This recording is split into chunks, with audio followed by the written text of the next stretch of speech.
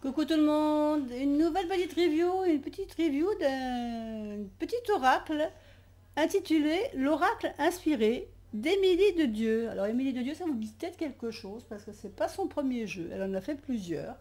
Je vous avais déjà présenté quelques-uns, je vous avais présenté l'oracle du monde déjà d'elle. Et là, elle a fait un autre avec, alors tout à fait dans un style différent, plutôt avec des cartes, vous allez voir, qui sont plus épurées, plus simples, avec un effet aquarelle, comme on voit ici sur la boîte. Donc je vais vous lire l'arrière de la boîte. Vous avez toujours rêvé de créer votre propre oracle? Alors ce jeu est fait pour vous. Je vous présente l'oracle inspiré. Tout est parti d'un simple dessin, celui du pissenlit que vous trouverez en couverture du jeu. Tel l'enfant qui souffle sur la fleur et émet un vœu, j'ai laissé l'inspiration me guider sans savoir où j'allais. Alors, les illustrations sont nées naturellement, juste pour le plaisir de créer, et l'idée de l'oracle est venue par la suite. Ayant déjà réalisé un oracle, je souhaitais faire de celui-ci un jeu inédit et unique, tout comme le fut sa création. Ainsi est né l'oracle inspiré. N'hésitez pas à vous rendre sur mon site pour en savoir un peu plus sur mon travail. Alors cet oracle, vous allez le voir, il est épuré. Donc là, l'intérieur de la boîte, il est simple, il est blanc, avec juste un petit peu des liserés ici, qu'elle a fait un peu genre... là, vous voyez d'ailleurs le numéro, puisque c'est un numéro 85, celui-ci. Et le boîtier est assez simple. Et on découvre les cartes.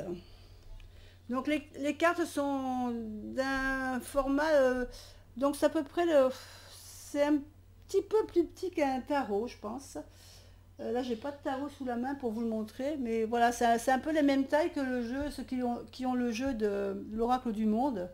C'est à peu près la même taille. Donc on n'a pas de petit guidebook, on a simplement 4 petites cartes en explication. Et donc là, je vais vous lire déjà l'introduction. On vous présente donc l'oracle inspiré en vous disant que vous pouvez vous approprier les cartes. C'est ce qu'elle dit derrière le boîtier. Et c'est pour ça que vous trouverez dans le jeu une carte toute blanche.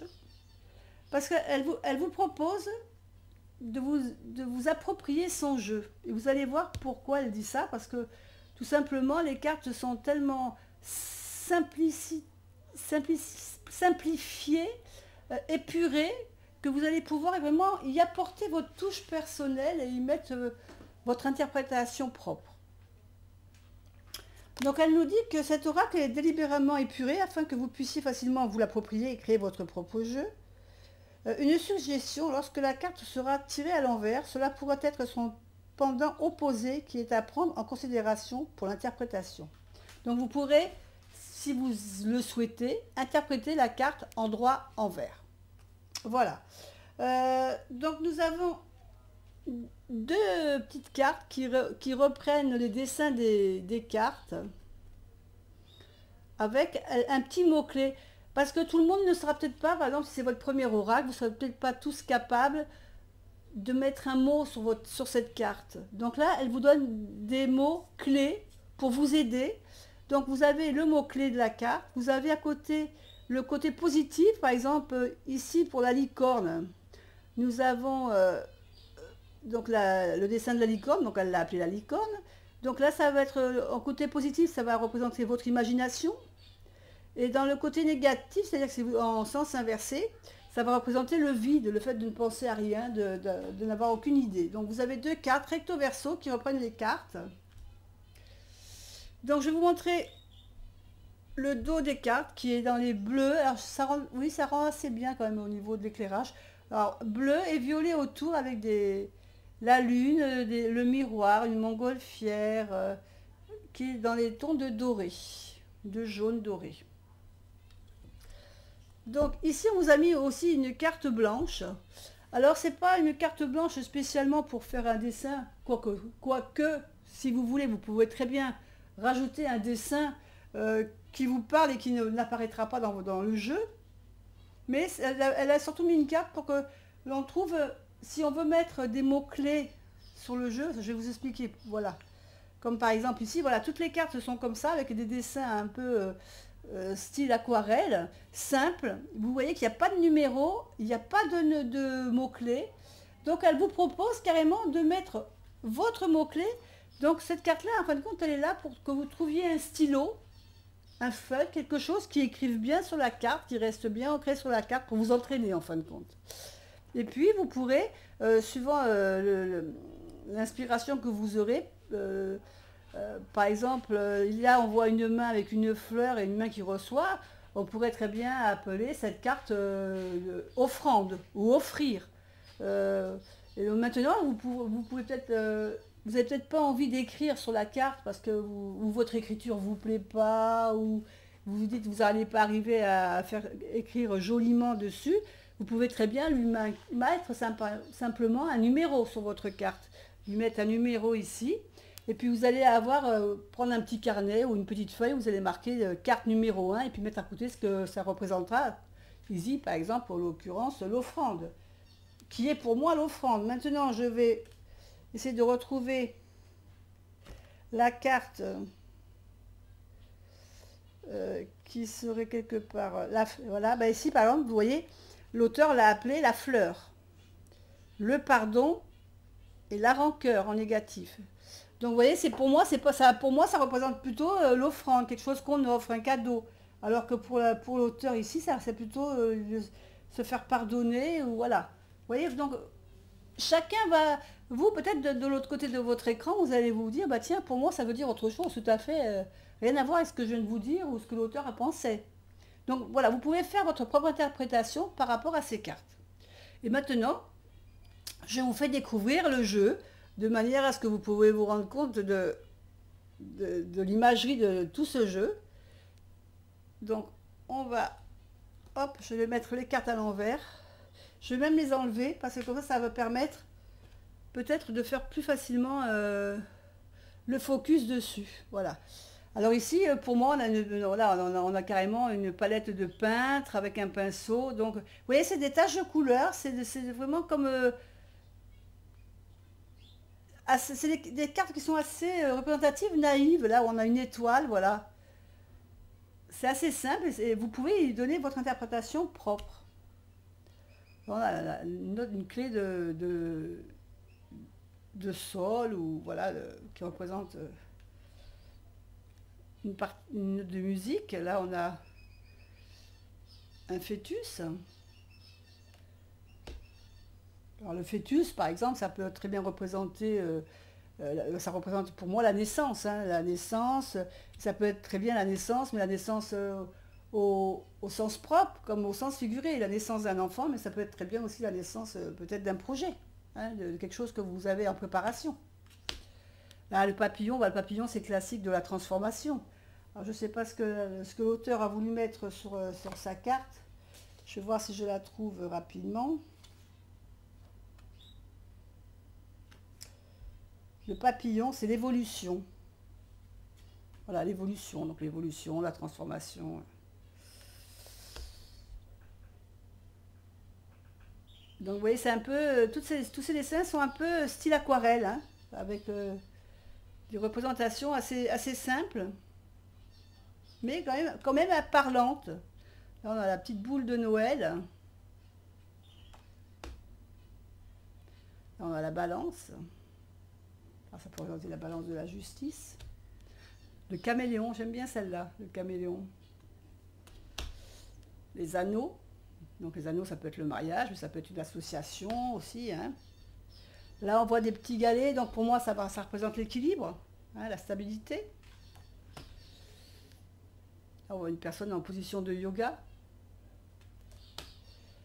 Notre fameux pissenlit, hein, qu'elle a mis sur sa boîte.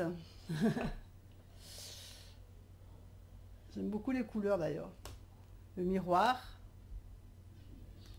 Donc vous voyez le trèfle, donc vous voyez que les couleurs sont pas représentatives forcément de l'objet, hein, puisque là, un trèfle, on n'a jamais vu un trèfle violet avec une... Mais voilà, c'est son interprétation, donc Vous pouvez vraiment, c'est vraiment un jeu qu'on peut s'approprier. Les images sont simples, donc faciles à décrypter. Hein, il y a pas, c'est pas noyé un faux d'informations. Vous avez vraiment, là on a tous les chakras. Donc vous pouvez vraiment l'interpréter à votre manière et lui donner votre intuition, vos mots-clés. Celle-là elle me fait penser beaucoup dans l'oracle du monde où il y a cette carte dans l'oracle du monde, cette lumière là, que je trouve très jolie. Là on voit deux oiseaux qui se prennent le bec, la clé, la lune. Là on voit un bateau avec une mer plus ou moins... on pourrait même y voir presque également la tête d'un personnage aussi. Hein. Là, c'est la représentation de l'homme ou de la femme. Donc, suivant comment vous allez tirer la carte, ça va vous parler d'un homme ou d'une femme. Un éléphant. L'attrape-rêve. J'aime beaucoup les attrape-rêves. Et les couleurs sont très jolies. La couronne. Le sablier. Alors là, ça peut représenter l'univers, hein, parce qu'on voit la Terre, la Lune, Saturne, représenté avec son anneau. Là, on voit la Lune avec un village, ça peut représenter la nuit. L'arbre. La baleine.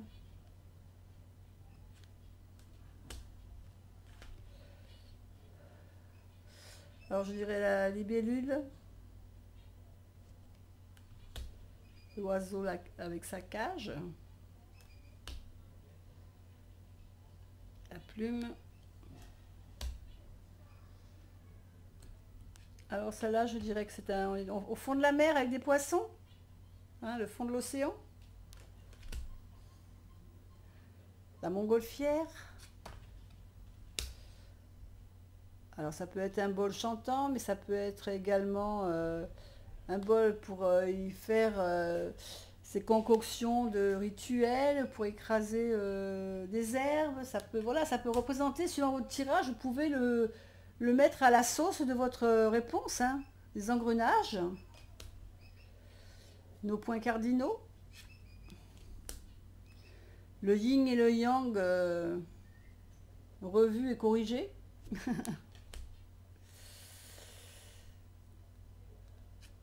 Là, on a la fleur de lotus. Là, on a la coupe du vainqueur, hein, avec la couronne de laurier. Là, je dirais la feuille d'érable.